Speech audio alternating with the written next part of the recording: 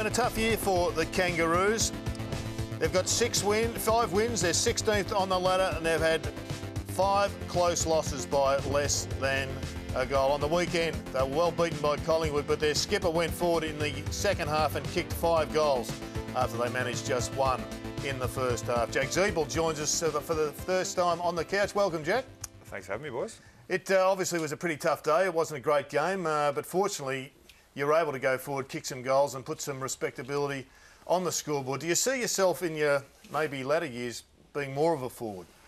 I think I've obviously played down there a little bit in the past and hopefully in the future as well, but I'll probably see myself predominantly as an inside midfielder at the moment. And while I'm able to play that role as long as I can, I think I'd like to stay in there and do what I can for the team. But having the ability to go forward, myself and Ben Cunnington, to chop the forwards out every now and again, I think can be a great strength for our team and one that we can probably use in the future as well. You got over your soreness, Jack. You seemed to be sore a few weeks ago. Yeah, I had a week off, Brownie, so probably I needed that in hindsight. At the time, I wasn't too thrilled on taking a bit of a rest, but in hindsight, it was probably a smart decision. On the back of that, there were allegations of tanking. How did the player group respond to that?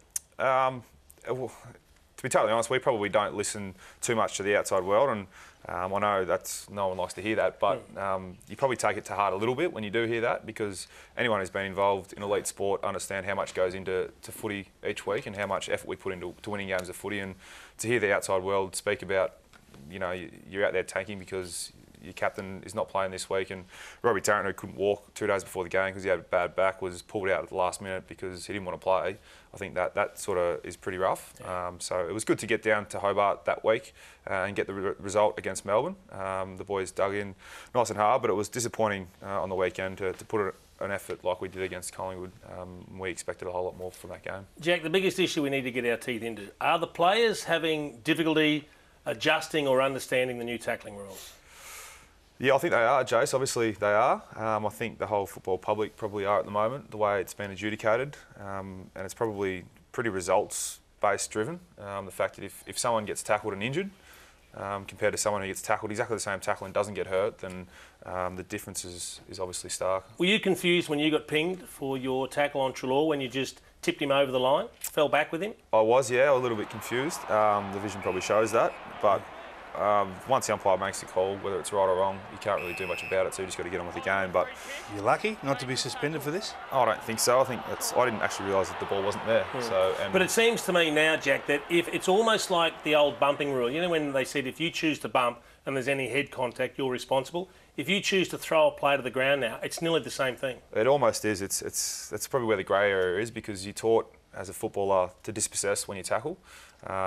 And one of the great strengths is you have, and you look at AFL footballers these days, how strong they are in the contest and how strong they are standing up. And it takes a lot of strength to pull someone to the ground. So when you tackle with force, and not necessarily to hurt someone, but just to try and get them to ground and try and hold the ball in to prevent them moving the ball forward. And at times, you know, it's a split-second decision, and I think everyone forgets that when you're out there and you make that decision, you're not thinking about the consequences. And at times, obviously now we have to think about whether the player's going to get hurt or not, which is a tad confusing. I've seen you play the under-18s competition with the Murray Bush Rangers. You were a midfielder and then you rested full forward. And you had an amazing ability to hit the scoreboard. I think you averaged 2 goals a game through your final year there. There is a school of thought that you don't want to play forward. You just want to be the midfielder that spends 80% midfielder, maybe 20% forward. What would be when you see Dustin Martin, you see Marcus Bontempelli now and these players going forward, would you be comfortable with spending 40% of the game forward, 50% forward for the betterment of the team? Oh, 100%, King. I'm a believer in I'll play whoever the coach wants me to play. If that's in the midfield, I'm happy to go in there. If he wants me to play forward full-time, then I'm happy to go down there and play forward full-time. But I think for us and our team at the minute, wherever I'm best suited, the coach will decide, and that's for him to do and me to back. And I'm happy to go down there and spend periods forward, because obviously it's probably not quite as taxing as in the midfield. Physically, so if we can sort of get that mix right, and a guy like Ben Cunnington as well who can roll forward, and myself, and split that time in the midfield, we can use that as a bit of a strength for our side. Jack, where's talking about a forward? Where's Jared Wade at going forward now? Obviously for the rest of the season into next year, do you think he plays at the club next year? Hopefully. Obviously, Jared's missed a bit of footy this year with injury, but I think the games he has played, he's obviously a quality player.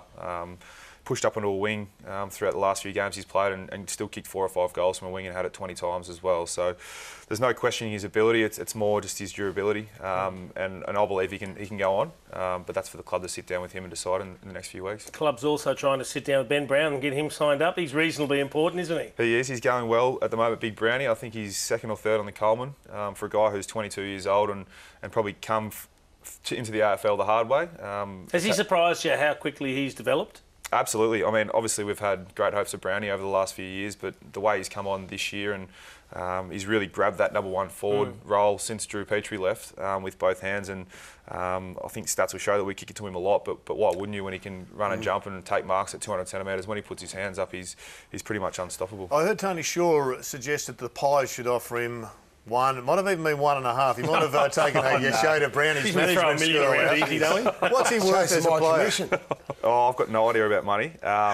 He's worth as much as anyone's willing to pay, and I'm sure that the club will pay him what he's worth, and he's very happy at the footy club and would love to have him. The other big numbers have been thrown around is Josh Kelly.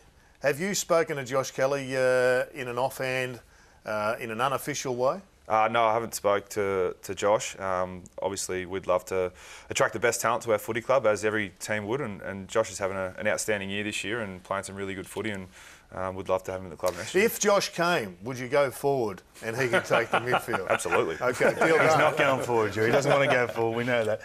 Can I ask you about the noise and the speculation about the coach? And has he had to come to you and say, look, as captain, settle the troops. I'm going nowhere. I've got a year of contract to fulfil and to take this vision forward. Has he had to have that conversation with you? Oh, Brad hasn't needed to have that conversation with me. But has he? No, I don't think he has, actually. We've briefly spoken a little bit about the future, and I've got no questions about his commitment to North Melbourne. And personally, I think it's a little bit ridiculous that the sort of the conversation that's been had around Brad's future. All I can speak of is how he's represented us as players, and he's had our back through thick and thin over the last 8 years of my career, and he's been an outstanding coach, and I'm really looking forward to what the future holds for him and our footy club, because I know he's the best man for the job. You faced off against Daniel Wells on the weekend. How was it against Wellsy? Was there a little bit of sledging, a little bit of byplay going on? No, there wasn't a whole lot against Wellsy. Obviously, he's a quality player, and we actually watched him closely last week, and what he did in their game. I think he was best on ground, had it 34 times. So we tried to quell his influence, and luckily for us, he didn't get the ball a whole heap, but it probably didn't matter too much in the end because the Pies ran over the top of us and were too good. Jack, just want to ask you about your time down in Tasmania. You played some home games down there. How do you see the future going forward with the relationship with Tasmania and fitting in with being a Melbourne side? I think it's a pretty important part of our footy club, Hobart. We obviously play 3 home games down there every year. But we are a Melbourne club. Our home is Arden Street. I think we intend to stay there 100%. But going forward, I think it's a home away from home, and it's something that we've built down there with our supporters and Hobart members. It's a real fortress, and our results probably reflect that as well.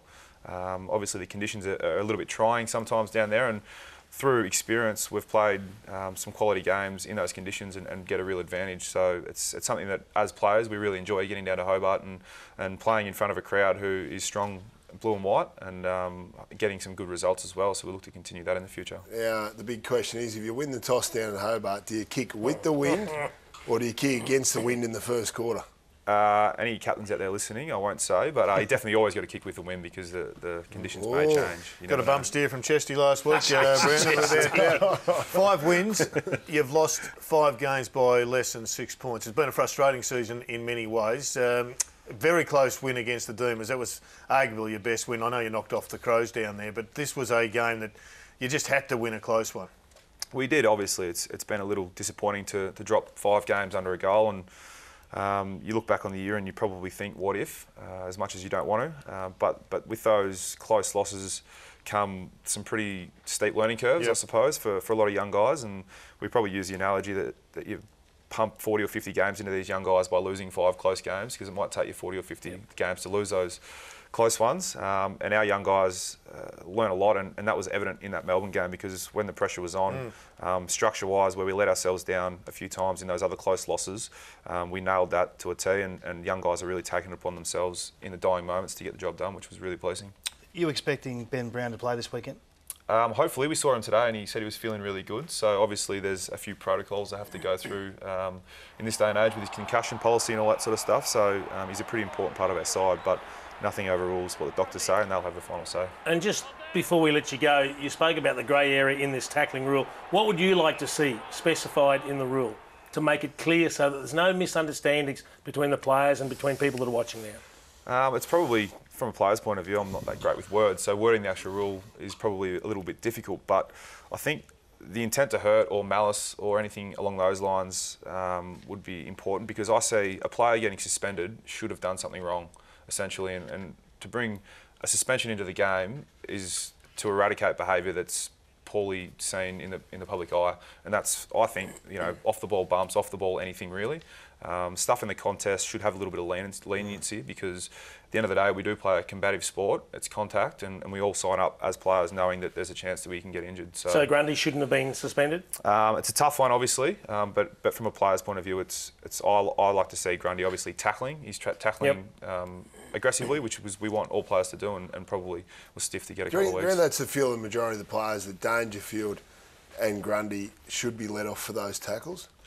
I think so. Well, my personal opinion is that, because at the end of the day, if they have the ball and Cruiser or Brownie don't hit their head on the ground, and I don't want to see players get injured as well in those tackles, obviously, but it's pretty important that we don't lose the aspects that the fans love to see, which is hard contests, hard tackling, big marks and all that sort of stuff. So it's a fine line, and it's a pretty tough job the AFL have, obviously, and no doubt they'll get it right.